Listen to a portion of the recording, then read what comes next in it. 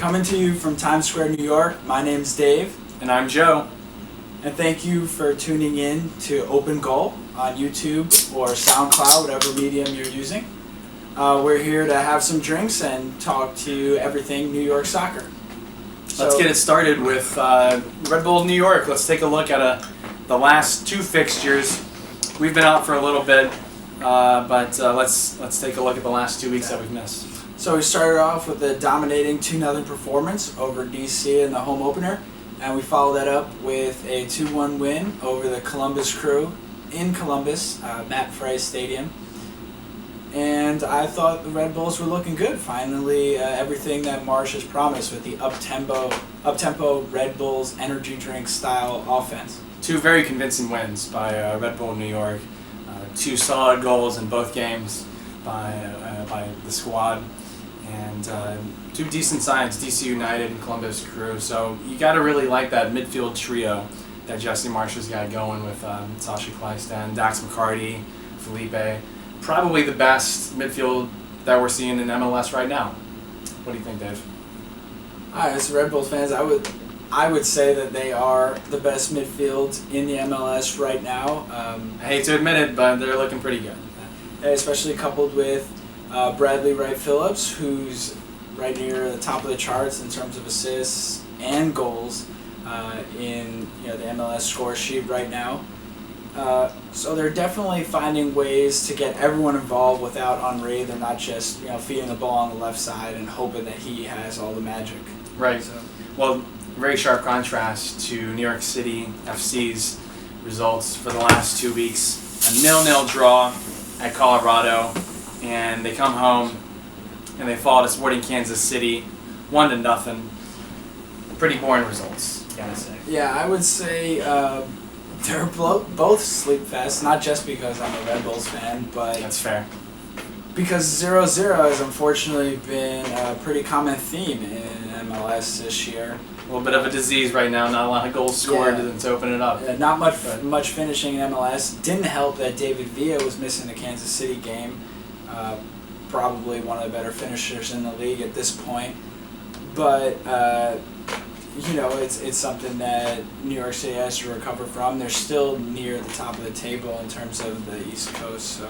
Right, in the Eastern Conference, they're looking okay, but in terms of the last two results, not looking so high, especially with the injuries that we've sustained from that last match. Sebastian Velasquez out, David Villa out, both with training injuries.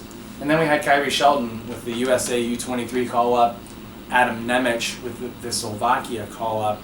So we were out of options, really, for New York, and that's where we really saw Sporting Kansas City expose New York City. Yeah.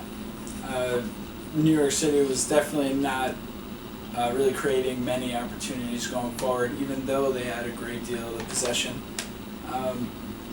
So hopefully, eventually I think that they'll be able to figure that out in terms of going forward, but I think the answer really relies on David Villa's return. Yeah, a little bit of chemistry issues in terms of connecting, I think, between the midfield and the forwards, but we'll figure that out. Now, New York Red Bulls call-ups, a little bit different in terms of their chemistry and their feel, right? Yeah, definitely with the many call-ups they had, most of them were with the reserve team, with the second team, most of them were subs. Dane Richards did come on and make an impact for DC, in the DC game, and he turned down the call-up, which would have affected the Columbus game. Then you had Carl Emuet, who met up with the Canadian national team. That didn't really affect the starting lineup, and Oyongo, that also didn't affect the starting lineup. So, well, looking at both sides, who do you think had the better March to start the MLS season, Dave? I would have to say Red Bulls did. They've played one less game. They're higher in the standings, and really the standings all that matters. So, that's a good point. I'm gonna have to say it's a bit of a draw. New York City doing okay in the standings, obviously could be better, but in terms of excitement and enthusiasm that they've generated in the city to get the sport started within New York City proper, they've done a tremendous job drawing 45,000 to the home opener at Yankee Stadium, and then a solid 25,000 plus, I believe, to the Sporting Kansas City follow-up home match. So a little even in my eyes. I thought we were only talking football as far as on the pitch, but if we're talking all things in the streets, then you guys on Twitter can tell us what you think about who's having a better month. Well, let's look forward to April. Unfortunately, both sides are idle this week, and then they're not going to actually reconvene until April 11th. We're looking at New York Red Bulls traveling down to D.C. for the second leg of the Atlantic Cup. New York City will be traveling to Philadelphia for a little bit of a regional rivalry. Yeah, silly scheduling on the part of the MLS. I know that this week was a mandated off week for Red Bulls because the Impact are having a nice run in CONCACAF Champions League, but that means only 4 weeks and 6 games, and that's really awkward. But and then 2 of the first 4 games being against DC United, so it's also kind of strange for the rivalry.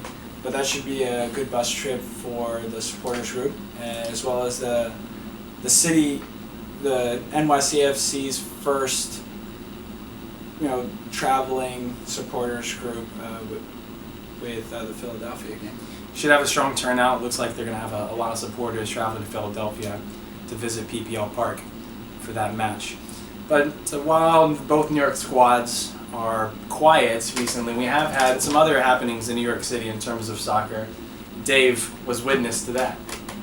That's right. I made my way out to MetLife Stadium with some friends to see Argentina national team take on Ecuador. Argentina brought all their stars and then managed to hide Messi for 90 minutes. But they did, pull out some of the big name players. Tevez and Di Maria and Banega made some appearances. They squeezed out a 2-1 win against an Ecuador team that was exciting to watch, but clearly overmatched. Did spend most of the first half inside warming up with some drinks, but the second half was rather exciting, lively crowd. Well, there's always a lot going on in terms of New York soccer, especially this coming summer with the Gold Cup going on around the region. So give us a follow on Instagram and Twitter, and you can get our perspective, some sneak peeks as to what we see at some of the games that we'll be attending. Let's finish up with some quick yes or no questions for our lightning round, and some quick opinions from both of our co-hosts. And let's get started here with one of our the help of some assistants. Is Nemec the best attacking partner for Villa? Does NYCFC have a midfield? Should Red Bulls be in the market for a new DP? Is Jesse March for real? Is Open Goal for real? Will Joe shave his beard? Nope. Is Dave Beards visible? Does he have a beard? No. Well, guys, give us your answers on Twitter. You can open it up for discussion. We're always available there, as well as other social media. We'd love to hear what you think about Dave's non-existent beard. You can also find us on Google+. Yes, some people are on that, so search Open Goal New York. You can find us on Facebook, Open Goal New York, search that somehow, and on YouTube. So give us a search, follow us, hit us up however you'd like. Follow us on Twitter, follow us on Instagram, follow us on Vine. We are Open Goal NY. Thanks for joining us. We hope you had a good time. We hope you had as good of a time as Dave. And we'll see you again in the Bronx. And I'll see you in Red Bull Arena.